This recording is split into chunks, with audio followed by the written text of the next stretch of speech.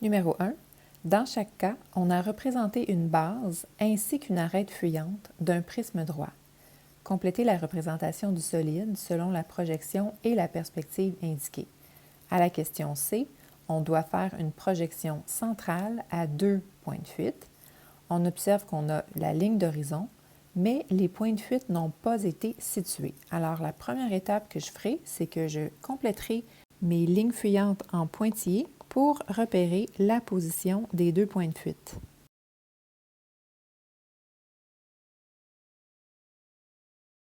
Ensuite, je me rappelle que chaque sommet du solide doit avoir une ligne fuyante qui le relie à chaque point de fuite. Donc, il me manque une ligne fuyante ici, une ligne fuyante ici,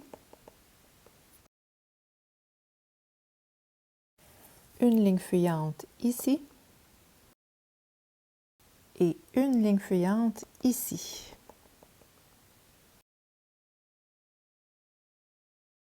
Avec mes nouvelles lignes fuyantes, j'obtiens un point de croisement ici qui va devenir un sommet. Donc, un des sommets de la base inférieure, je vais le mettre ici en noir pour qu'on le voit bien. Ça signifie que j'aurai une arête verticale issue de ce sommet jusqu'à l'autre ligne de fuite qu'on a en pointillé. Comme cette arête est à l'arrière du solide, je vais la tracer en pointillé. Il ne me manque qu'une quatrième arête verticale qui sera ici à droite. Elle partira du sommet inférieur jusqu'à la prochaine ligne fuyante de ce côté-ci, donc la deuxième ligne fuyante à partir du bas. Elle sera en trait plein. En traçant mes deux arêtes verticales, j'obtiens des nouveaux sommets et je dois vérifier que ces nouveaux sommets ont une ligne fuyante vers chaque point de fuite. Alors, ce n'est pas le cas. Ici, il me manque une ligne fuyante de ce côté-ci.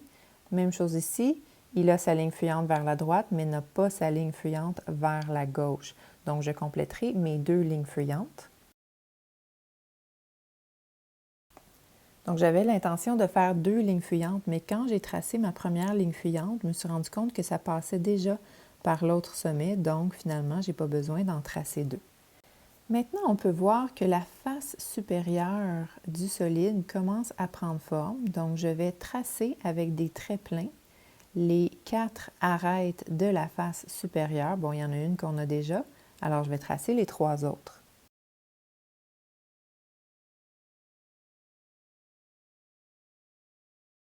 Et pour ce qui est de la face inférieure du solide, on a déjà les arêtes en traits pleins de celles qui sont à l'avant.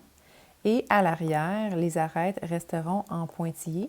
Je vais repasser par-dessus pour les mettre en noir, mais si vous avez déjà des pointillés au crayon de plomb sur votre feuille, pas besoin de repasser par-dessus. Voilà, la projection centrale à 2 points de fuite est complète.